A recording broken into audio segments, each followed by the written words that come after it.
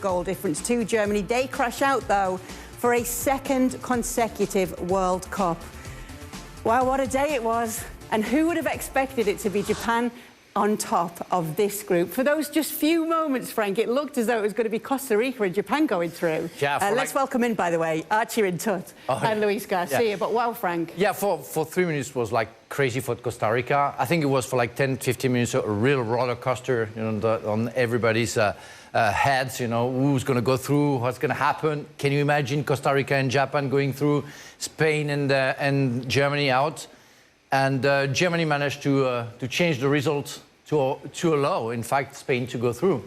And but great, I'm happy because we see something nice. We see that football is not all about, you know, the level that you have, but it's that you have to prove every day and every game you play that you're really worth it. Germany are out. Think about this. Poland are through. I mean, I would actually rather paint all the bathrooms in the house than watch them play. But they're through. They're through, and that's, you know, yellow cards and blah, blah, blah. But I tell you what, I would have had no sympathy for Spain had they gone out. Can't take anything for granted.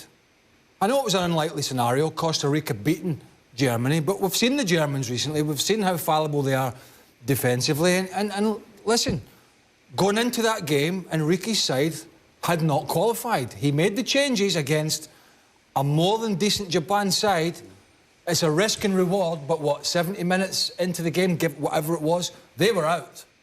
They were out and they were struggling. How much of that they knew, I don't know. Well, he claims that they didn't know anything about what was going on the other side. He didn't know what was going on, then he damn well should have known what's going on. He said, I didn't know at any point that they weren't going out of the tournament. He didn't know is what he said right after that one. But Luis Garcia, Spain go through in second as group runners-up, and it might just suit them. Yeah, that's what it looks, and it looks like they might have done it because on purpose, try to get second and maybe go against Morocco. That it looks like on paper it should be an easy game, but it's not like this. I think today, once again, Spain was exposed. You have to keep that consistency. You have to keep that intensity. And today, the midfield of Spain wasn't at that standard. I think when you face against a Japanese team, you know that you have to bring the best of the best. You have to run. You have to cope up with that intensity. And today, Spain was probably thinking about if we get a result, if we get just a draw, we are going to be fine. But the Japanese were not taking that. And that's why they suffered just too much. And at the end, you're going to face against a Moroccan team that is not an easy cookie. I can tell you that. I've seen them play quite a while, and it's a very tough team. They only concede one goal, and it's been today an own goal.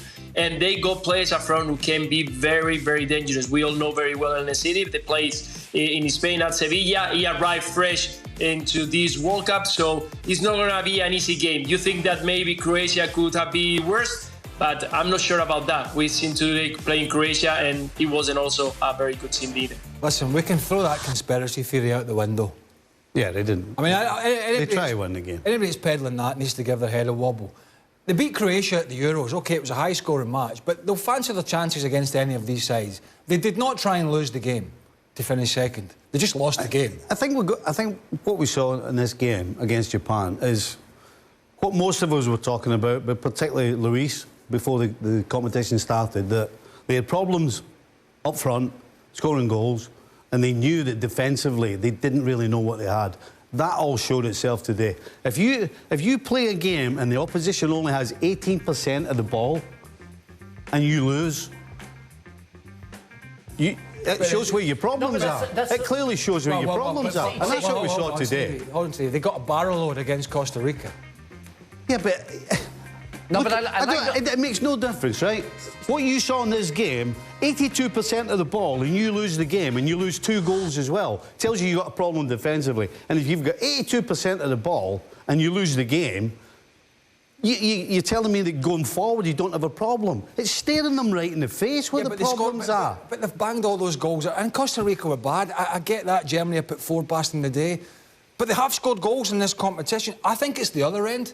You know, Rodri going back in there. The German defence we saw today, we'll talk about that. It wasn't, you know, you could penetrate that pretty easy. He's put Rodri back in there with his other centre-halves on the bench. Let's see natural centre-halves. Let's see what he does now in the knockout phase, because they do create chances. I think it's the defensive end that's the problem, not the other end. I mean, what I like today to see, because people were saying, oh, the game against Costa Rica, they got the possession of the ball, like 80%. They made like more than 1,000 passes, which is the record. Today, 968 passes. For what?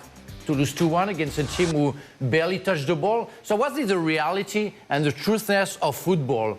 The effectiveness or the possession of the ball? I think we have to go through also the what we see and the stats that we are analyzing to maybe go to a conclusion, you know. Yeah, but I think we're missing something here, Frank. This is what Spain do. This is the model that's been successful for them, albeit with different players. They have been the best team to watch at one point in the world. So are you saying that's the exception to the rule today? I'm saying that's their methodology. That's the way Enrique wants them to play. That's how they've had success before. They're not out of this competition. They've just been given a bit of a bloody nose. We're in the corner worrying about it for a little while. But there's no point us sitting here saying tiki-taka, tiki-taka. That's been Spain for what, the last 15, 20 years? But surely that is the point when you have that much of the ball and it's about getting the second goal to finish the game off. I agree. Which is what happened against Costa Rica. Yep. But if you can't do that, and then you throw in what you're talking about defensively, this game for me stares Spain right in the face where the problems are, and it's both at the front and at the back. Luis, what do you think of what the guys are saying? Do you think Luis Enrique does have some thinking to do going forward?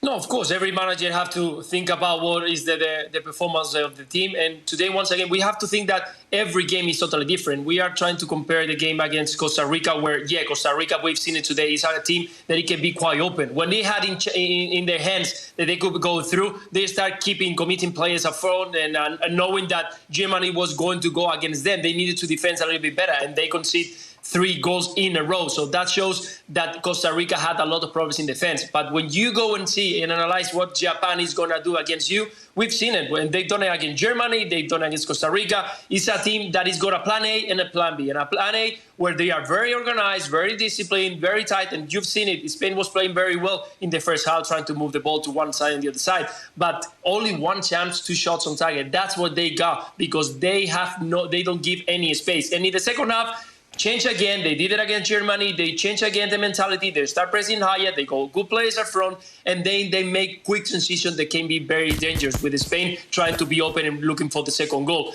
That's what you have to analyze. You know that against teams that they are organized at the back, Spain always gets problems. It's very difficult to break those lines because they don't have a player who can dribble 1, 2 players like we've seen today. For example, Musiala, Sane, players who on the ball can be 1 or 2 players on dribbling or on the speed. That's what Spain doesn't have. What is go? Pace on the ball. Bring the ball, tiki-taka, one side or the other side. Try to break those lines, moving quick the ball. Today, it was very slow. It was not committed up front. And at the end, you get what you deserve. Today, Japan was better with the plan A and the plan B. Let's get to Germany then, shall we? Because for a second consecutive World Cup, Archie, and thanks for waiting for this as well, by the way, Germany are out in the group stages. Surely there is going to have to be a rebuild for the national team. You'd think so. And also, just to point out, as I've seen 1 or 2 saying on Twitter, Kay, not the first time that Germany have been the victims of a was the ball over the line decision at a World Cup. So we move to why this happened. I think you saw after the first 10 minutes today the complacency that was there against this Costa Rica team. They seemed to think that, hang on, we don't need to give all our energy to roll this team over. And I think Costa Rica sensed that as well. If you look at the overarching reasons as to why they're going out, I think that the balance of this team isn't quite right. That Thomas Müller was continually picked when actually a big decision needed to be made by Hansi Flick to drop him for Niklas Füllkrug, for Germany to play with a number 9, but also for Hansi Flick to be able to say to some of these big-name players, actually, I'm not going to try and jam you into the team no matter what. It's about how the system works for the team. And I think that ultimately that has cost Germany, over the course of the 3 games that they've had as well. And you wonder, has there been enough of a departure from Joachim Löw? Let's not forget that Hansi Flick was an assistant to him. And particularly having just listened to him in his TV interview, I didn't get the sense of the fact that he'd made many mistakes or that there'd been that much remorse for this. But the fact is, the same things keep on happening to Germany in major tournaments. Kay, if I went through with you what happened in 2018, what happened in 2021, and in this tournament, it's the same thing in a bad first game, a better second game where everything looks better, and then a terrible third game as well. It's just they got lucky against Hungary last time, that Leon Goretzka rescued them, and then England put them to the sword. I think that the DFB have to change things. It reminds me the way that they stick to 4-2-3-1.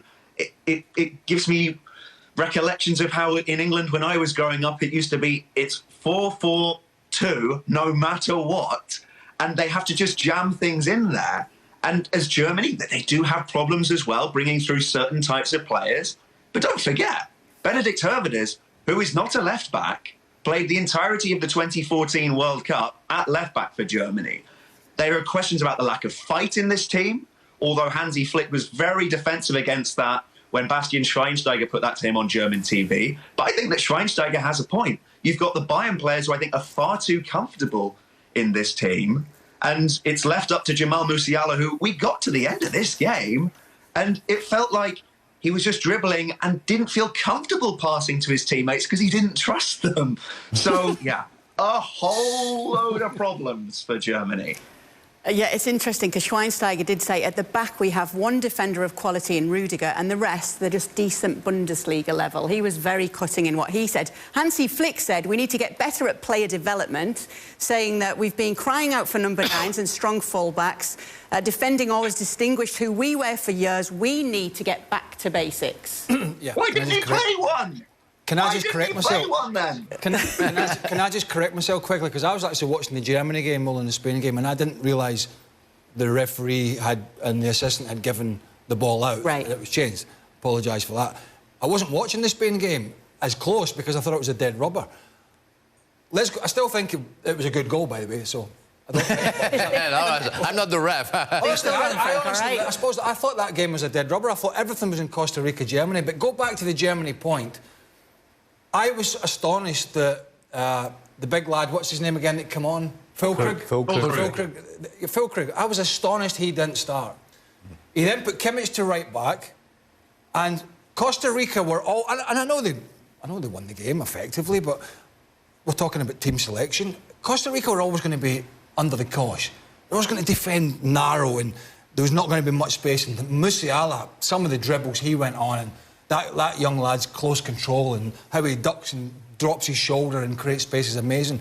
But if you've got at least that big guy, what was it we described as Horst Rubesch in the middle, getting balls in the box, it creates space for others. And Hansi Flick can talk about team selection all he wants, but he said 3 games and all the friendlies and Nations League and all these games going into it to figure this out. And he hasn't been able to do it. You can't actually tell me, you look at that team and tell me that is such a bad team and the Germans have to rip it up and start producing players again.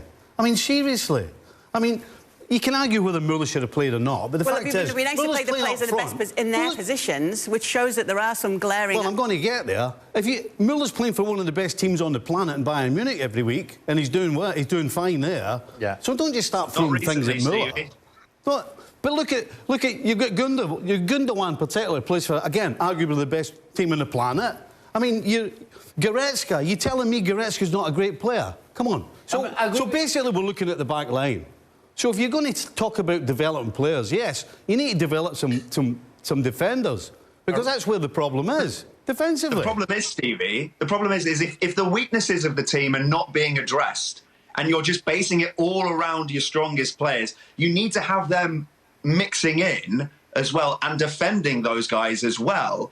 And there seems to be a bit of a rift there. And the fact is as well, Hansi Flick, as Craig's saying, does he know his best team? He's picked 3 different right-backs for the group stage games. That is not the actions of a guy who I think, OK, yeah, he definitely knows what teams he wants to be playing here. So I think that he needs to be playing into the hands of the guys who don't play for Bayern.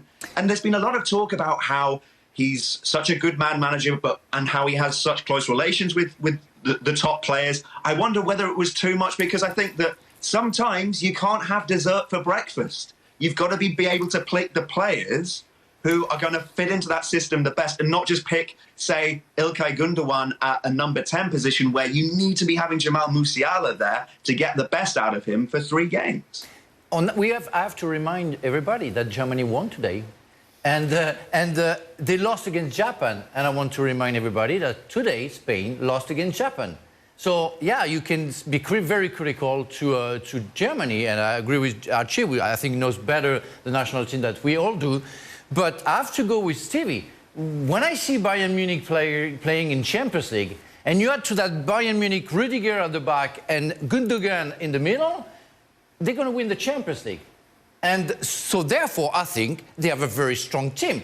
So what doesn't work in the national team, I don't have the answer. I think Hansi Flick has to find how to make those players as efficient that they are for their clubs. But there's a big drop-off.